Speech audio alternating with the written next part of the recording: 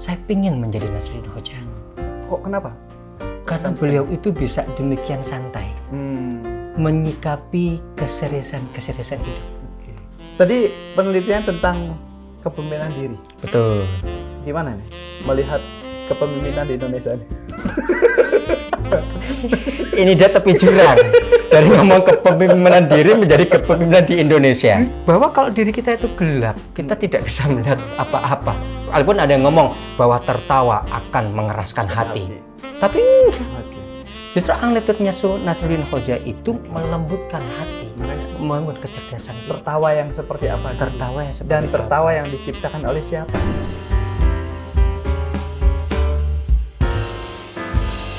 Assalamualaikum warahmatullahi wabarakatuh. Jumpa kembali teman-teman Nurwala. Alhamdulillah kali ini kita kedatangan seorang penyair yang karyanya terdengar di alam malakut. Yang saya maksud Kang Arif. Assalamualaikum Kang Arif. Waalaikumsalam warahmatullahi wabarakatuh. Apa Salam. kabar? Alhamdulillah. Menulis tentang Nasruddin Hoja. Oh iya. Itu kan seorang sufi yang unik dan nyentrik. Kenapa tertarik pada Nasruddin Hoja? Apa yang membuat dia terlihat cantik di mata kita? Iya, nulis Nasruddin Hoja itu karena dulu karya tulis tesis S2 itu kan tema saya concern. Dari awal masuk kuliah sampai dengan lulus ya memang ingin mengangkat aspek anekdot sofistik Nasruddin Hoja dan memang sesuai dengan bidang yang saya tekuni tentang kepemimpinan diri. Tadinya awalnya memang di proposal judulnya itu kepemimpinan imajinatif ala Nasruddin Hoja. Lah kok dilalah tahun 2-3 tahun kemudian Pak Haidar baru mengeluarkan buku tentang Haidar imajinasi. Aduh, kenapa ini tidak keluar dulu saya bilang. Tapi alhamdulillah buku ini malah makin menyempurnakan pemahaman saya tentang imajinasi. Kalau pertanyaan apa yang membuat saya tertarik dan membuat Nasruddin Hoja itu terlihat cantik, saya merasakan kesamaan. Kesamaan itu bukan karena kesamaan fisik, karena saya tidak tahu wujud Nasruddin Hoja seperti apa.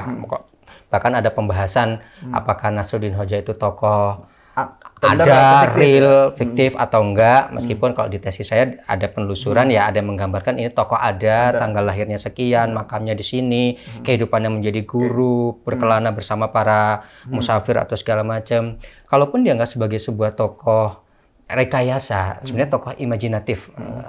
Ya juga ada pertanggungjawaban keilmuannya. Nah, kenapa saya memilih ini?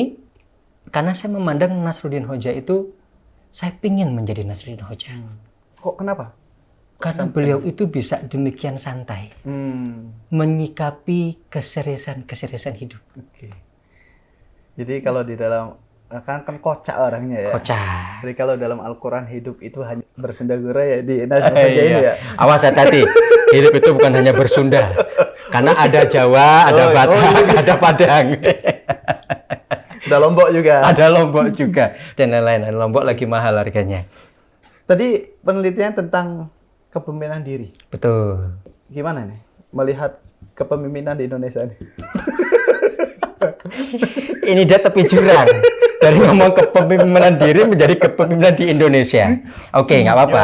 Pemimpin-pemimpin kita ini gimana ini? Tapi kalau pertanyaannya beranjak dari kepemimpinan diri lalu korelasinya dengan kepemimpinan di Indonesia, maka yang bisa saya jawab adalah sebagaimana yang Nasruddin Hoja ajarkan kepada kita. Nasruddin Hoja itu dalam berbagai anekdotnya itu mengajarkan kita untuk cerdas konteks. Cerdas konteks. Maka segala sesuatu bahkan terkait kepemimpinan di luar dari kita, kepemimpinan negara semacam itu bermula dari kepemimpinan diri kita. Inside out, gitu kan. Gimana caranya? Lah ini kan caranya itu sederhana. Misalnya kacamata saya mana? Tadi ada di sini. Kacamata saya mana kacamata? Ya, memang kalau nggak sadar diri memang kayak gitu sih. Nggak bisa. Ini master ini Pak yang mindahin. Kalau nggak tahu diri memang seperti itu. Nggak bisa. Itu kacamata mahal, Mas. Mereknya aja monyet. Cocok untuk saya. Memang. Nggak ada kaca ya? Cobalah kenali diri sendiri. Oh, kan? Kenapa nggak ngomong dari tadi kamu ada di sini kacamata? Ya, karena sampean belum mengenal diri sendiri. Oh. Padahal kecamatan nyantol di dalam kepala. Lu kan lupa, maklum, faktor Uang. uang. Karena ini mahal dan penting, gitu kan. Nah, ini contohnya. Oke. Kita mengajarkan. Seringkali kalau kita mencari apa-apa, menilai sesuatu, kita asik langsung responnya menyalahkan luar diri kita. Oke. Wah, Mas Dar ini jadi tuan rumah yang nggak sopan. Masa ada perbincangan kok kering, nggak ada sajian, nggak ada minum segala macam. Oke. Tapi orang nggak tahu konteksnya apa. Kita lagi sedang apa sekarang. Maka perlu kejelasan konteks. Lah ini kenapa kacamata saya bisa nggak kelihatan? Ini pasti Mas Dar yang mindahin. Loh, lawang padahal saya yang mindahin. Oke. Ini kan sama. Kayak sebuah anekdotnya Nasruddin Hoja yang suatu ketika kelihatan linglung di depan rumahnya begitu nyari. Nah, tetangga-tetangganya kan bingung juga. Nasruddin Hoja dengan cerdas kok bingung. Tetangganya malah ikut bingung. Didatengin sama tetangganya. Pak Nas, sebutannya orang kampung kita lah, akrab kan, CS lah. Nyari apa tuh Pak Nas? Waduh, ya ini loh, saya ini nyari kunci rumah. Waduh, kok kunci rumah bisa hilang? Kunci rumahnya seperti apa? Digambarkan. Kunci rumahnya itu seperti bentuknya ini, kecil, pipis, sebenarnya spesifik digambarkan. Mengenal. Tapi dicari-cari ke rumput. Ya udah, kalau gitu kami bantu cari. Sudah sekian jam berlalu, tetangganya udah agak gelisah juga, kok nggak ketemu-ketemu. Pak Nas, memangnya Pak Nas itu meninggalkan kuncinya jatuhnya di mana? Di dalam rumah. La ilaha illa anta maksudi ridhoka matlubi. Kenapa nyarinya di taman, di luar rumah? Kenapa bukan di dalam rumah? Oke. Lah di dalam rumah gelap kok. Oke. Kalau dalam rumah gelap saya mau cari apa-apa yang nggak kelihatan, makanya saya keluar rumah. Oke. Karena di luar rumah terang. Ada cahaya. Ada cahaya. Kan enak kan? Nah ini kan pembelajaran bagi kita kok track kepercayaan diri. Jadi ini dari anekdot beliau. Dari anekdot beliau. Bahwa kalau diri kita itu gelap, kita tidak bisa melihat apa-apa. Kita tidak mengenali diri kita di dalam seperti apa. Yang kita asik cari adalah pembenaran-pembenaran di luar. Lah itu tadi. Lah ya pantas hidup kita begini-begini aja, harga makin mahal, ini segala macam. Lawang pemimpinnya sih itu. Pemimpinnya tidak mengenal. Nah itu, yang ini. Nah terkait bagaimana pemimpin kita mengenal diri mereka, terus bertanggung jawab atas kebenaran mereka, itu tanggung jawabnya mereka. Tapi yang berada dalam kuasa kita adalah diri kita memimpin diri kita atas ketidaksesuaian terjadi di luar diri kita. Dengan syarat tadi, kita tahu loh diri kita, dalam diri kita itu sudah terang apa belum, terangnya seperti apa, isinya bagaimana, kodenya seperti apa. Lawang Rumi itu mengatakan kan, adanya di depan tadi tulisannya, saya lupa. Saya ngintip dulu, Nggak usah ngintip dulu. Waktu terbatas ya kan. Bahwa ternyata nanti saya tutup kalau lama. Bahwa sejati diri kita itu ada di titik hati kita, di mana kehidupan kita bermula. Itu kata-katanya Rumi. Ya kan? Lucu, makanya kalau seandainya masih ada orang yang asik, menghina orang lain, menyalahkan orang lain, memaki orang lain, dan ini membuat saya jatuh cinta pada Saudara. Kalau jenengan kan begitu mengagumi Mula Sadra, Ibnu Arabi dengan karena memang kemampuan intelektual jenengan mumpuni untuk itu. Nah kalau saya kan ya orang awam. Aku mau paksaan ya. Aku mau paksa. Pak Haidar ada yang dipaksa.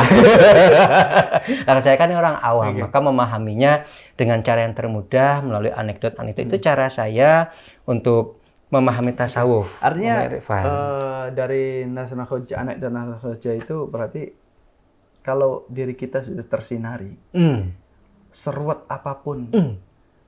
Kalau kepemimpinan diri kita itu sudah tersinari, seruat apapun pemimpin eksternal yang ada di luar diri kita, kita dengan kita kemungkinan kita bisa santai, enjoy, bahkan kita memberikan cahaya kepada pemimpin yang ada dalam eksternal itu kan. Ini kan pemberian cahaya ini kita kritik kebijakannya. Iya.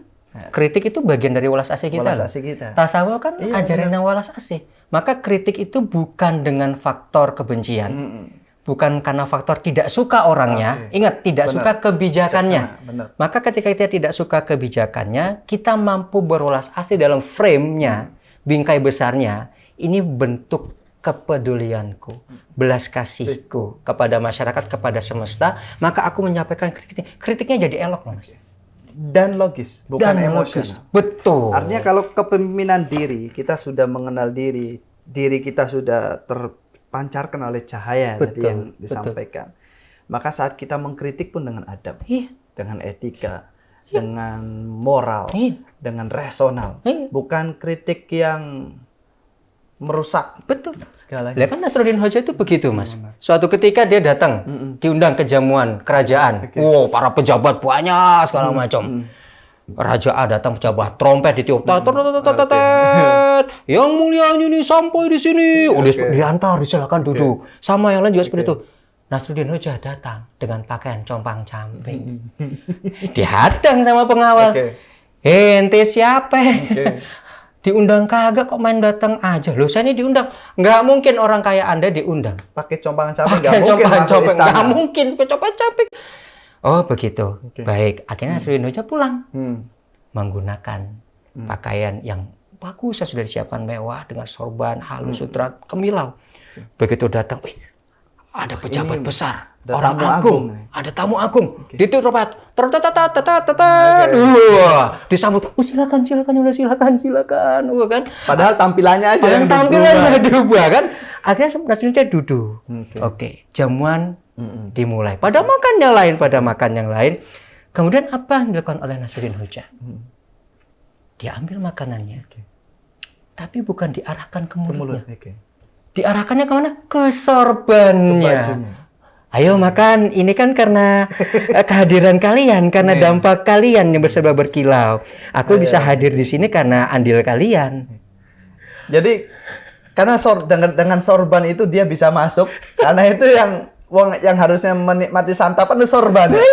Coba bayangkan, ini kan kritik, Mas. Iya, benar. Terhadap bahkan jangan-jangan masih relevan dengan kehidupan kita saat ini, di mana tuh sesuatu itu dipandang hanya dari sekedar bungkus belaka. Benar sekali. Wah, ini tampilannya apa seperti ini. Nih, wah, tamu agung banyak duitnya. Nah, maka ini pun juga jadi kritik. Pejabat itu kan idealnya kalau kita beranjak dari ajaran tasawuf itu kan bahkan memuliakan rakyatnya, bukan meminta untuk dimuliakan. Benar sekali. Lah, gaji mereka berasal dari pajak kita. Benar. Alhamdulillah saya bayar pajak. Jadi bisa ngomong begini. Jadi bisa ngomong begini. Kalau saya nggak bayar pajak, saya nggak bisa ngomong begini kan. Sehingga kalau lagi di jalan itu bukan menyalakan sirine, minta jalan. Ya justru memuliakan rakyatnya. Ayo rakyat silakan duluan. Kan begitu, Mas. Benar, ngantri. Coba kalau ngantri. Oh, saya nih orang ini segala macam. Oh, silakan aja udah. Kan enggak. Nah, sebenarnya kritik soalnya relevan banget, terkandung dalam anekdot Nasruddin Hoja. Banyak sekali anekdotnya, bahkan saya tidak hafal. Itu kalau ada salah satu ahli Nasruddin Hoja itu kan namanya Idris Shah itu, bahkan menulis tentang Mula Nasruddin Korpus. Jadi begitu, Mas Dar. Saya teringat ya. Saya kebetulan nulis buku tentang ma'rifat doa ya.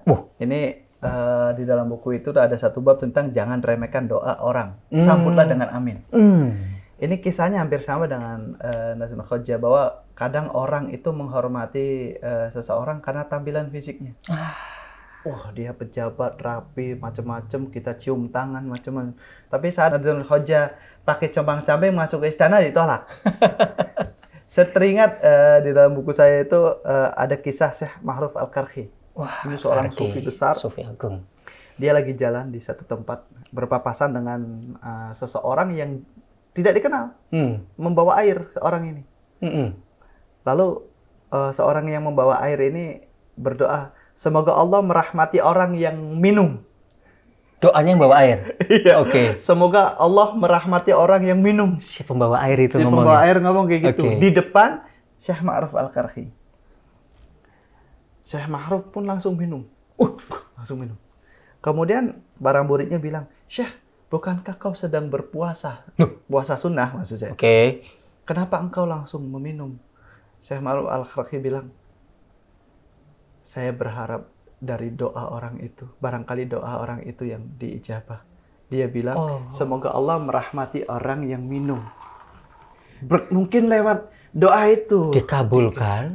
Jadi Syekh Karki mendapat rahmatnya Allah melalui perantara doa orang tersebut. Lebih memilih membatalkan puasanya.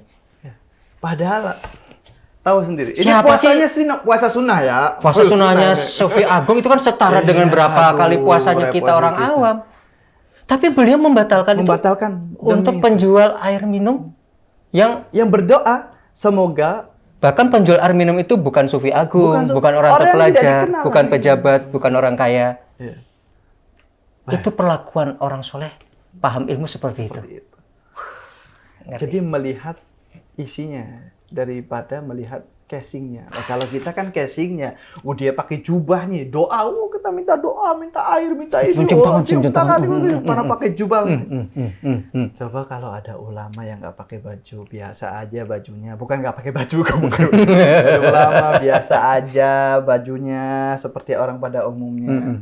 Lewat di depan kita juga kita, siapa itu? Buru-buru minta doa, bilang, apa ini hadir-hadir di samping saya, bau ketek misalnya kayak gitu.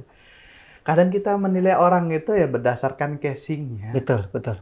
Dan ini kan sebagai kesombongan spiritual.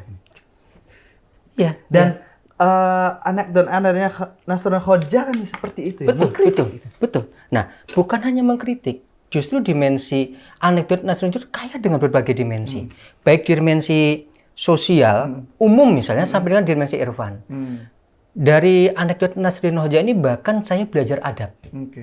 Adabnya gimana? Ini contoh konkret, dan ini ditunjukkan dilakukan oleh guru saya juga.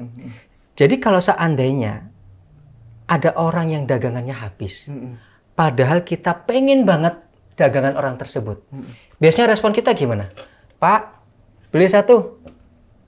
Mas, habis. Ya, habis.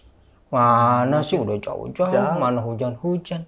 Tapi saestu Mas, semenjak memahami anekdot ini dan belajar, dan karena dicontohkan juga oleh guru saya, kalau kita pengen, Pak, pesan satu, dagangannya habis.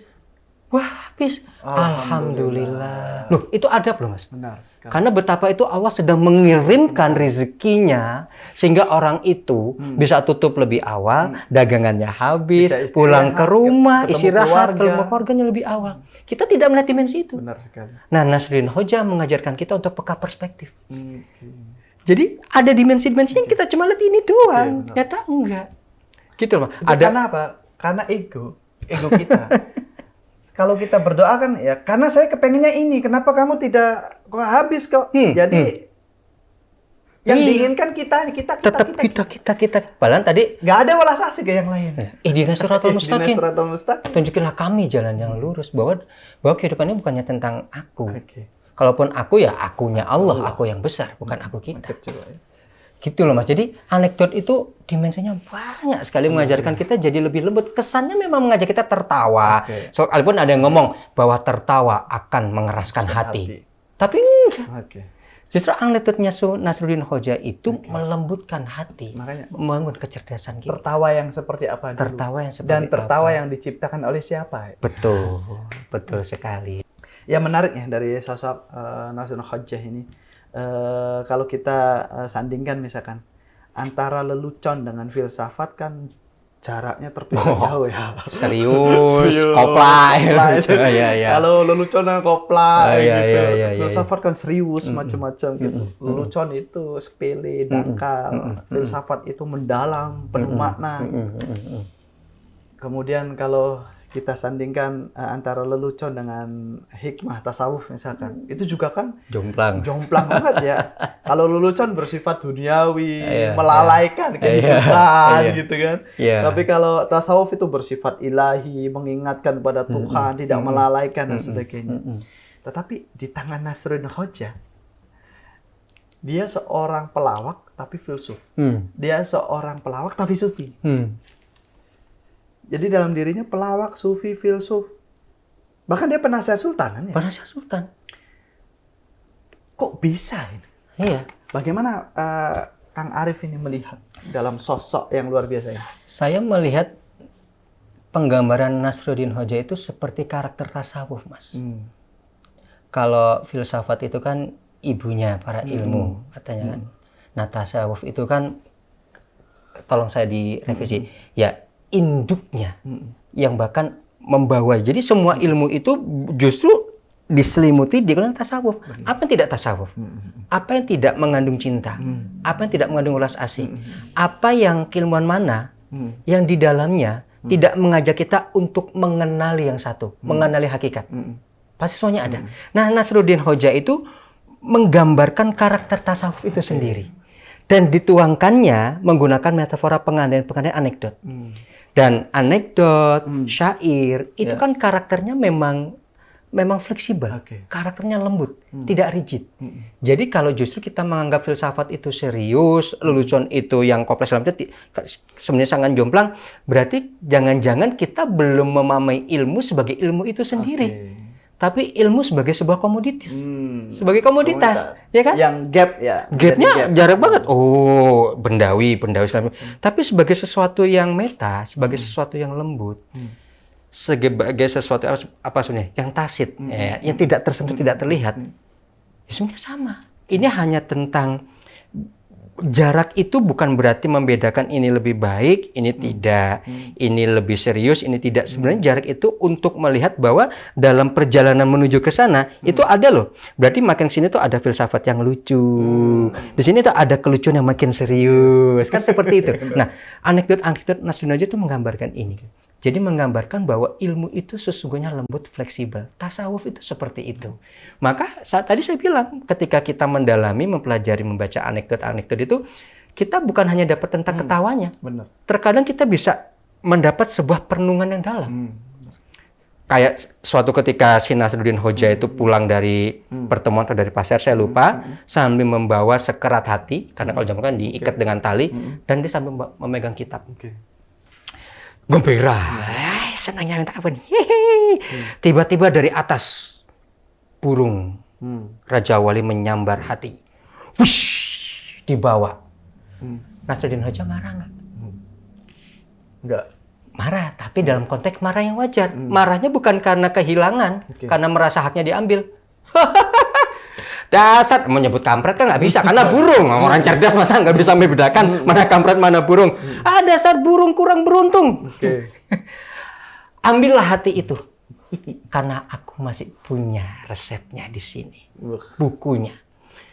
Boleh jadi buku itu adalah tentang, ya mungkin cara memasaknya. Sehingga kalau kehilangan hati, dia bisa mendapatkan hati yang lain dan tahu cara memasaknya. Karena burung kan coba tahu cara menikmati hati itu dengan satu cara, ya makan mentah-mentah.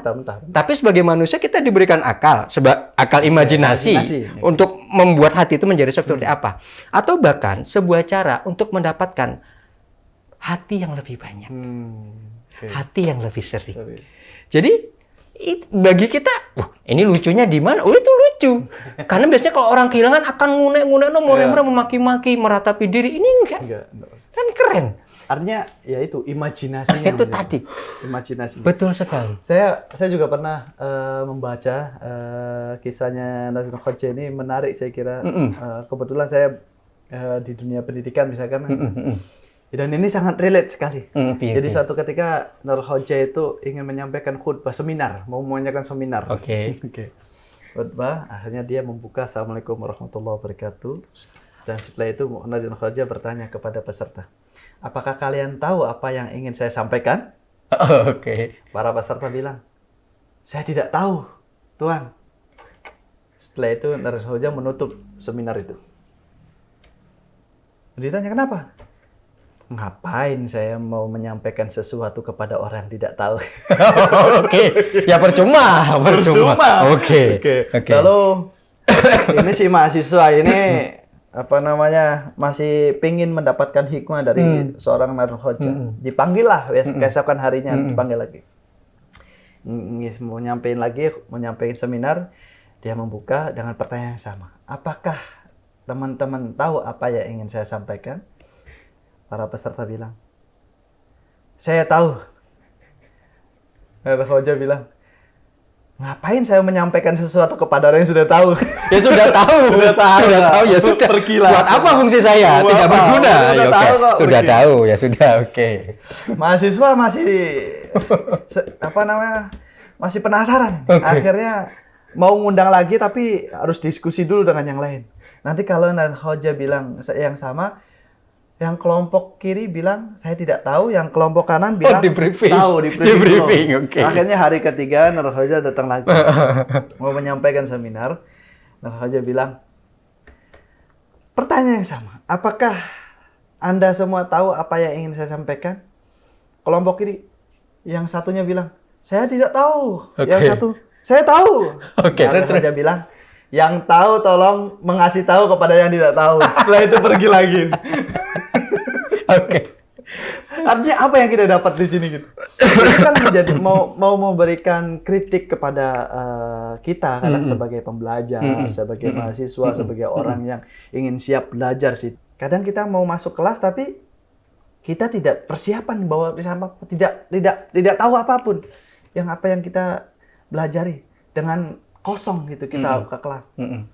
Ya benar kritikan, ngapain saya mau menyampaikan kepada sesuatu orang yang belum siap. Belum siap. Malah dia nanti mau ngapain. Mau ngapain. Oke. Harusnya sebagai orang mahasiswa ya dia harus siap dulu, pelajari dulu materi apa besok dia persiapan, dia baca sehingga menjadi interaktif antara dosen sama si mahasiswa. Dan dosen pun sehingga lebih banyak mengeluarkan ilmunya kalau misalkan terus ditanya. Tapi kalau tidak persiapan, bingung. Oh, karena pengajar itu kalau ditanya justru ilmunya makin keluar ya Mas. Betul. Ya dalam satu tertentu ya. Makanya dalam satu ada bait ya, as-soal nisful ilm. Soal itu setengah dari pengetahuan. Lalu yang kedua sudah tahu, bilang mahasiswa sudah tahu. Ini kadang penyakitnya orang berilmu seperti ini kadang. Alah, sudah tahu, ngapain dengerin. Biasanya kan ego gitu. Menggarami lautan. Oke. Penyakitnya orang berilmu kayak gitu. Merasa tahu, merasa pinter, merasa ini. Sehingga apa?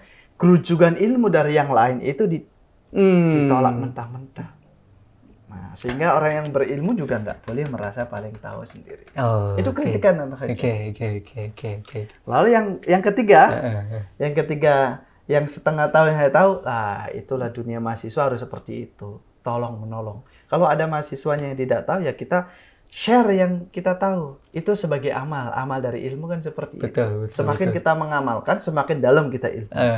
Artinya dengan anekdot yang singkat itu kita mendapatkan beragam pemahaman yang luar biasa tentang ini. Dan sifatnya kontekstual, diterapkan pada konteks apapun masuk. Akan mendapatkan pemaknaan yang memperkaya pemahaman kita.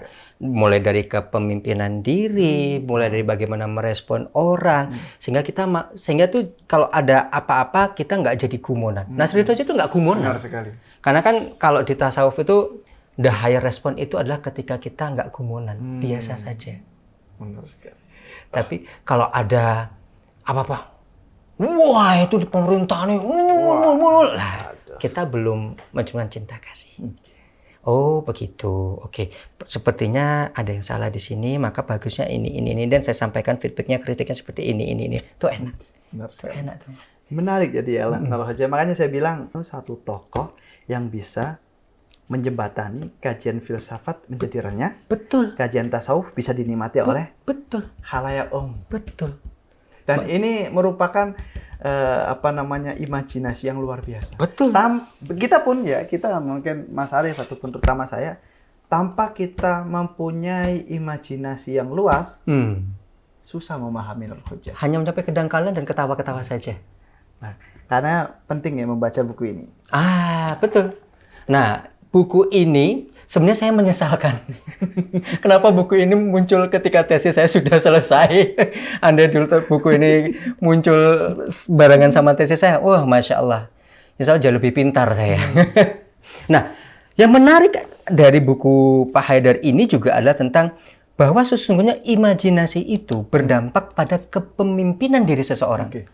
Sehingga seseorang mampu menampilkan dirinya menjadi seorang pemimpin yang empatik. Ini krisis yang terjadi. Ini bagi saya dulu pemimpin empatik. Bagi saya itu dulu nggak make sense, Mas. Gimana caranya kok imajinasi membuat seseorang menjadi lebih empatik? Loh ya iya. Makanya kenapa saya tadi ngomong kalau kita ingin mulai mengidam-idamkan pemimpin yang ideal, maka mulai dari diri kita. Mulai dari bagaimana kita memberikan empati kepada diri kita. Misal, buang sampah pada tempatnya. Ketika lampu merah, kita berhenti di belakang marka, bukan di trotoar. Betul. Ini yang tersimpel, Mas. Kemarin saya baru mengantar yang saya izinkan, kan jadwal kita kan harusnya di hari sebelumnya. Mengantarkan ibunda guru saya di Tanah Kusir. Nah, di Tanah Kusir itu, karena masuk waktu asar, kan perlu ke masjid. Jadi saya sholat dulu. Nah, di jarak antara TPU dengan masjid itu ada zebra cross dan ada lampunya bunyi. Kan? Kita sudah pencet. Sehingga begitu kita pencet lampu hijau, kita kan jalan. Ini kan nggak ada orang yang nyebrang, nggak perlu di situ, nyebrang aja. Padahal berpotensi mencelakakan pengendara lain. Ada juga pengendara yang sudah tahu lampu pejalan hijau, lampu dia merah, tapi masih terus. Dan ini mobil-mobil mewah. Kalau kita mau ngomong. Lah, terus orang-orang yang seperti apa yang kayak gini mengkritik pemerintah, dan pemerintah seperti apa yang bakal lahir dari warga negara, masyarakat kita yang belum sepenuhnya memiliki empati. Menggunakan jalur Transjakarta. Karena sudah jelas, Transjakarta itu adalah haknya mobil Transjakarta busway itu. Jadi problemnya ternyata selama ini adalah diri. Loh iya. Kita tidak mengenal. Wah, ini buku penting ini bagi saya nih, mengajarkan kita bagaimana menjadi manusia yang empatik. Oke, pertanyaan terakhir untuk menutup. Karena saya udah diaba-aba. Oke, siap. Satu kalimat apa untuk Nasruddin Hoja? Nasruddin Hoja itu keindahan tasawuf. Mantap. Keindahan tasawuf. Keindahan tasawuf. Iya, saya pikir itu yang menggambarkan sosok beliau. Terima kasih Kang Arif. Matur nuwun. Sampai ketemu di episode selanjutnya. Insyaallah. Terima kasih. Assalamualaikum warahmatullahi wabarakatuh. Waalaikumsalam.